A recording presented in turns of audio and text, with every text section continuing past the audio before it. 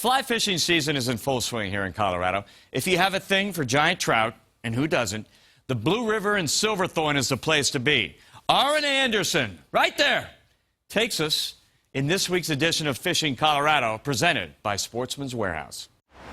Tired of the same old trout stream? Exit 205 in Silverthorne is your ticket to an urban experience. Let me set the stage for you. This is an outlet mall. I-70 over my shoulder in the Blue River.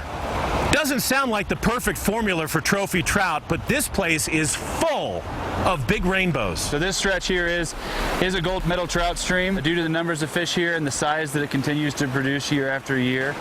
That's Kyle Wilkinson. He guides this tailwater below Dillon Reservoir. Sometimes I refer to a river like this as a kind of a trout hotel that's connected to a restaurant. What's on the menu? All you can eat mysis shrimp. That come out of the dam. It's a small little micro shrimp that these fish just gorge on. And there's a lot of them in the river, and they're packed with protein, and it really helps grow some very big fish. Those fish spend the majority of time feeding underwater.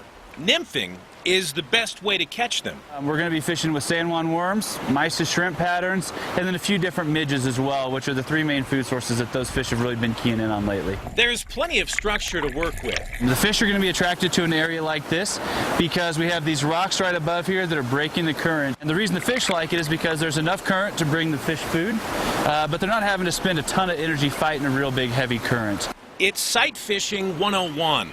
That means putting your polarized glasses to use. The river's crystal clear. You can see a lot of fish if you take a minute or two and start scanning around.